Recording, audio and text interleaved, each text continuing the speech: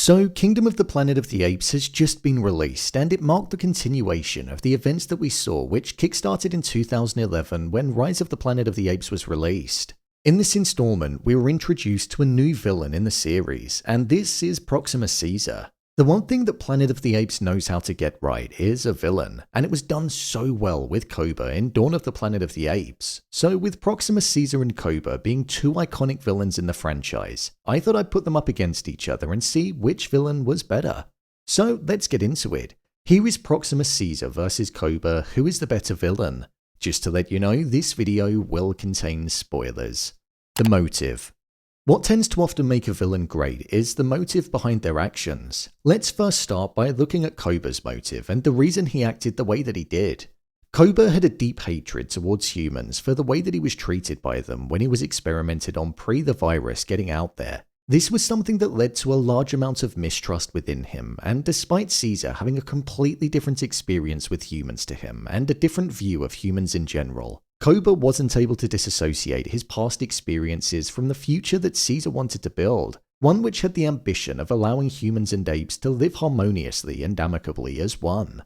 Koba wanted revenge, even if it wasn't apparent from the off. This revenge was something that came to the forefront more and more as time went on, and as Caesar began to show compassion to the humans. Something which ultimately made Koba question Caesar's loyalty to his own kind. That was what made Koba's villain arc so complex. You could truly understand why he hated humans, and he was right to, because there were so many that were still out there that were trying to destroy the apes, but at the same time, his actions were completely wrong. He didn't want to try and build a better future. He wanted to wipe the humans off the face of the earth, and also any ape that stood in his way. He essentially wanted what Proximus pretty much had. When we look at Proximus Caesar, he was an ape who several generations later was interpreting what the original Caesar taught the apes and believed he was following his words. Proximus had never suffered at the hands of humans and only existed in a world where apes were the superior species, so the hatred for them was one which came from fear. He knew of a few select humans that were able to communicate and were smarter than the others, and there was one which taught him the ways of the world before. But knowing what humans were capable of was enough to drive him to want to round them up and capture them. Proximus had a desire for a kingdom, and he had no problem in killing apes from other clans if it meant that he acquired more land and more workers in his camps. His main desire was for evolution to be sped up and for the apes to reach the same heights that the humans once did, whether that be in terms of technological advancements or weapons. The intrigue that he had when he first saw the weapon was something that showed that he knew what power he could gain if he held one of them. Proximus was a dictator, not a leader of the apes. He wanted the apes to be grateful for him and the words that he passed along, hence why he held all of the knowledge and the books. So when looking at the motives, I think that Koba's motives are much more fleshed out and convincing. We saw Koba at different touch points in his life as well. The fact that he was one of Caesar's best friends and then was killed by the person that he once trusted so much gave him an ending that was hauntingly beautiful. Koba saved Caesar and his son right at the beginning of Dawn, but Caesar was the very person that killed Koba at the end. He was just a perfectly constructed villain that ultimately caused his own demise. Koba's motivation and his resentment for humans was something that you genuinely felt when watching the character. It made up every fiber of his being, and it provided such conflict within our own minds when watching him. Proximus, whilst he had fear within him and hunger for the species to stay dominant, I don't think Koba's anger, passion, rage, upset, disappointment in Caesar, and mindset could be beaten by Proximus in this round. The funny thing is, the way that Koba was acting by killing other apes that didn't follow him, that's exactly what Proximus was doing and having other apes do to one another. So even though Koba failed, the motivation and anger within him was far stronger. The performance. I think it's safe to say that Toby Kebbell and Kevin Durand absolutely smashed their roles as the two villains in the franchise. A lot of it does come down to the voice acting that they do when they're on set, as their whole bodies are CG. I think that Kevin Durand's strongest performance in the film came when he did the "What a Wonderful Day" scene. He had the voice of an authoritarian, and you could see why many of the other apes feared him. Proximus was a very intense character, especially when in conversation, and that was something that set himself and Koba apart. You felt fear when he was talking to you because he was intelligent and had been taught a wide amount of knowledge. With regards to Kebbell as Koba, that was something that was just simply incredible too. The delivery of his lines and the animalistic expressions that came through was just simply extraordinary. One of my favourite scenes was when he was calling for Caesar. The sheer volume that he emitted and the breaking of his voice, it carried such emotion and weight to it. It didn't just sound like syncopated grunts and words that couldn't be formed as completed sentences like many of the other apes. This was a character that was disappointed in his friend, and the real turning point that arrived in the movie.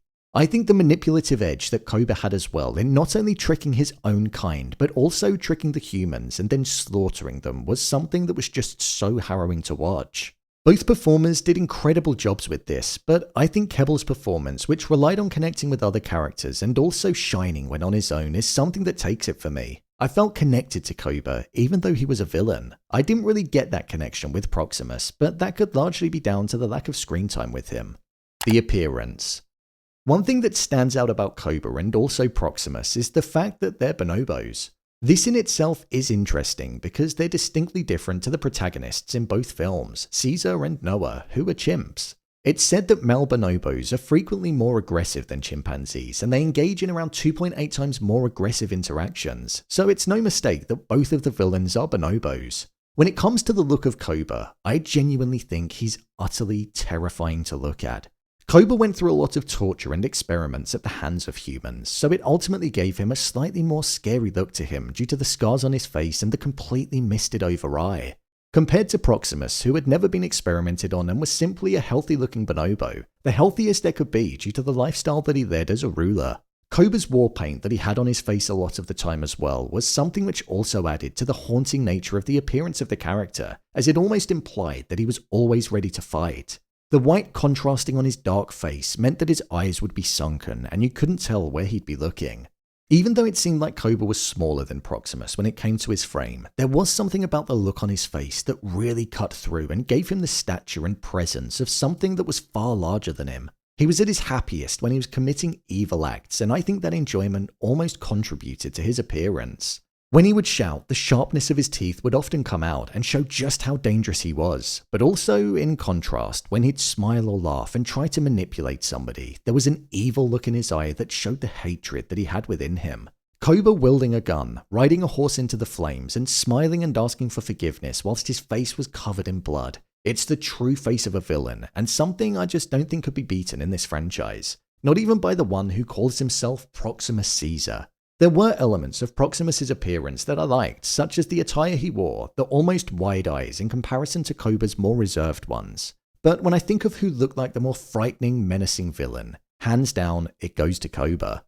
As you can see, Koba has definitely secured the spot as the better villain in the Planet of the Apes franchise. Both were really good inclusions in the films, but for me, Koba had such a strong presence, a great backstory, motives that you could almost understand due to the resentment and hatred that he had because of the treatment that he suffered through, and the look of a villain that would give you nightmares and you wouldn't want to cross.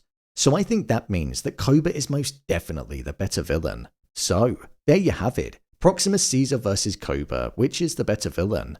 If you want to see more videos where your favourite TV shows and movies get broken down, then click on the card in the top corner. Or alternatively, you can head over to my channel where you'll find a ton of videos.